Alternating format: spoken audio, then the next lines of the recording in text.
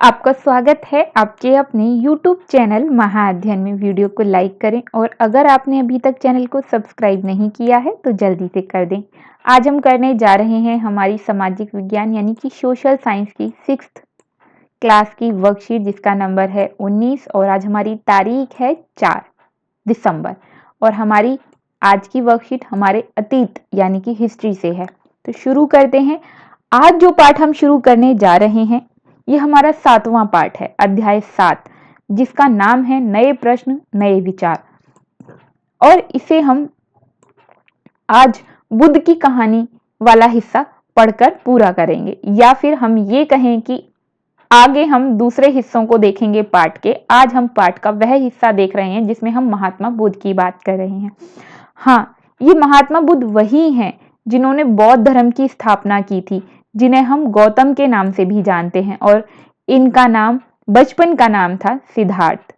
इनका जन्म आज से करीब 2500 साल पहले हुआ था।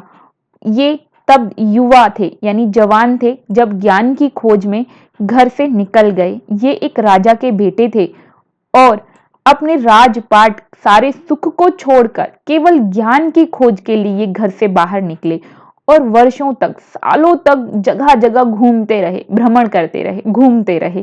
किस लिए? कि ज्ञान हासिल हो सके। उन्होंने यानी कि महात्मा बुद्ध ने बोध गया, जो कि बिहार में एक जगह है, बोध गया में एक पीपल के नीचे बैठकर कई दिनों तक तपस्या की और अंततः उसी पेड़ के नीचे तपस्या के फल स्वरूप उन्हें ज्ञान की प्राप्ति हुई। ज्ञान प्राप्ति करने के कारण ही इनका नाम बुद्ध पड़ा।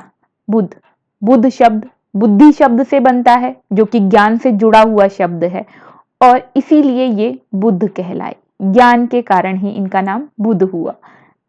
हमने बात की ना ऊपर, इनका बचपन का नाम सिद्धार्थ था, जिन्हें हम गौतम के नाम से भी जानते हैं, और बुद्ध के रूप में आज हम इन्हें जान रहे हैं। ज्ञान मिलने के बाद इन्होंने सबसे पहले अपना ज्ञान जब लोगों को दिया तो वह जगह थी सारनाथ। सारनाथ वाराणसी के निकट एक जगह है। जब पहली बार उन्होंने ज्ञान दिया, जब इस तरह कोई भी ज्ञान देता है तो उसे हम उपदेश कहते हैं। तो आपसे अगर पूछा जाए उन्होंने अपना ज्ञान पहली बार लोगों को कब दिया या उन्होंने अपना पहला उपदेश कब और कहाँ दिया, तो आप बताएंगे ज्ञान प्राप्ति के बाद उन्होंने अपना पहला उपदेश दिया, और वह दिया उन्होंने सारनाथ में, जो वाराणसी के निकट एक जगह है। वाराणसी, जिसे हम बनारस के नाम से भी जानते हैं। उसके बाद कुशीनारा नाम की जगह, जो कि उत्तर प्रदेश में है, मृत्यु से पहले का शेष जीवन उन्होंने लोगों को शिक्षा देने में व्यतीत किया। इस लाइन का क्या मतलब है? इस लाइन का मतलब क्या ये है कि वो सारा वक्त उत्तर प्रदेश में रहे? तो बिल्कुल भी नहीं, ऐसा बिल्कुल भी नहीं है। वो जगह जगह घूम घूम कर लोगों को शिक्षा देते रहे, लेकिन उनकी मृत्यु हुई थी कुशीनारा में। कुशीनारा उत्तर प्रदेश में एक जगह है जहां पर उनकी मृत्यु हुई। उससे पहले सारा जीवन उन्होंने लोगों को शिक्षा देने में ही बिताया। देखिए महात्मा बुद्ध की कितनी सुंदर पिक्चर यहाँ दी गई है, जरूर इस पर एक निगाह रखें। अब बढ़ते हैं आगे की तरफ। महात्मा बुद्ध ने शिक्षा दी, तो कौन सी शिक्षाएं थी? उनकी महत्वपूर्ण शिक्षाओं में से कुछ यहाँ लिखी हुई हैं, जिसे हम पढ़ते हैं। महात्मा बुद्ध ने बताया कि हमारा जीवन कष्ट और दुख, तकलीफों और दुखों से भरा हुआ है, और ये तकलीफ और दुख हमें इसलिए होते हैं क्योंकि हमारे अंदर बहुत सारी इच्छाएं, लालसाएं, तमन्नाएं हैं। अगर हमारे अंदर इच्छाएं और लालसाएं नहीं होंगी तो हमें दुख भी नहीं होगा। और हम अपनी इच्छाओं और लालसाओं को खत्म कैसे कर सकते हैं या इनसे मुक्ति कैसे पा सकते हैं? तो इसका तरीका है खुद पर नियंत्रण रखना, अपने आप पर संयम रखना, जिसे बोलते हैं आत्म संयम। आत्म संयम को अगर हम अपना लें तो हमें लालसाओं से, इच्छाओं से मुक्ति मिल जाएगी। उदाहरण के लिए, आपको जलेबी खाने की इच्छा है, लालसा है कि आप फर्स्ट आए, लेकिन अगर आपको जलेबी खाने की इच्छा होने पर भी जलेबी नहीं मिलती है तो आपको दुख होता है। तो आप ये इच्छा ही ना करें, अपने ऊपर नियंत्रण कर लें, अपने मन पर नियंत्रण कर लें, नहीं मुझे जलेबी नहीं चाहिए। तो जब आपको चाहिए ही नहीं तो आपको उसके नहीं मिलने पर दुख नहीं होगा। ये एक उदाहरण था। अब बढ़ते हैं आगे की तरफ। उन्होंने लोगों को दयालु तथा मनुष्यों के साथ साथ जानवरों के आदर करने की भी शिक्षा दी। उन्होंने कहा कि हमें दयालु होना चाहिए, हमें सिर्फ लोगों पर ही नहीं जानवरों पर भी दया करनी चाहिए। बुद्ध ने अपनी शिक्षा सामान्य लोगों की प्राकृत भाषा में दी।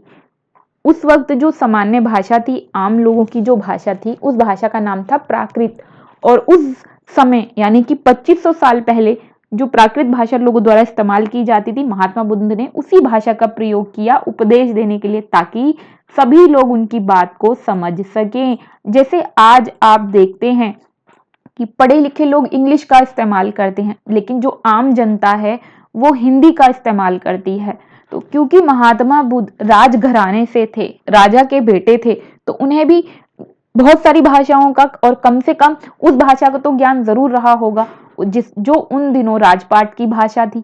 लेकिन उन्होंने राजपाट की भाषा का प्रयोग नहीं किया, उन्होंने प्रयोग किया आम लोगों की भाषा का, प्राकृत।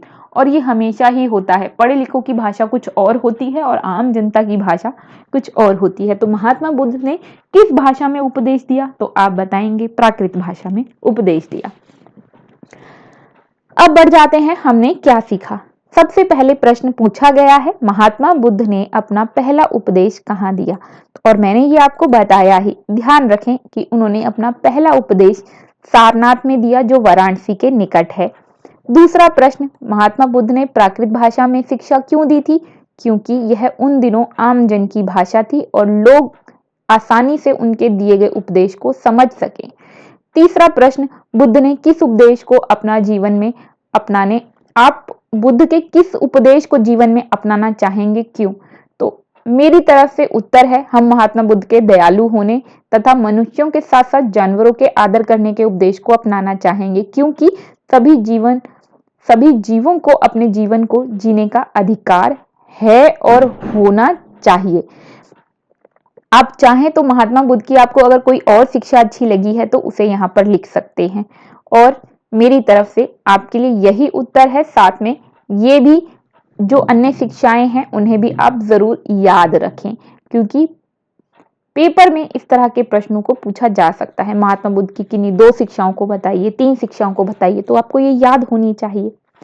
तो ये थी आज की वर्कशीट मेरी तरफ से, यानी कि महाअध्ययन की तरफ से आपके लिए। मैं उम्मीद करती हूँ आपको आपका चैप्टर वर्कशीट समझने में मदद मिली होगी, साथ में होमवर्क करने में भी। मेरे प्रिय विद्यार्थियों, अगर आप चाहते हैं महाअध्ययन की तरफ से आपको इसी तरह की वर्कशीट मिलती रहे, आपको काम में मदद मिलती रहे, तो जरूरी ये है कि महाअध्ययन की वीडियोस को लाइक और शेयर्स मिलते रहें, साथ में सब्सक्राइबर्स चैनल पर बढ़ते रहें।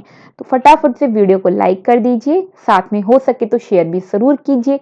अगर आपने अभी तक चैनल को सब्सक्राइब नहीं किया है तो आपकी वीडियो के नीचे एक रेड कलर का निशान है जिस पर लिखा है सब्सक्राइब, उसे क्लिक कीजिए, कलर चेंज हो जाएगा और अब लिखा होगा वहां पे सब्सक्राइब। फिर मिलते हैं ऐसी ही प्यारी सी अच्छी सी वीडियोस के साथ। तब तक के लिए स्वस्थ रहें, खुश रहें, नमस्कार और धन्यवाद।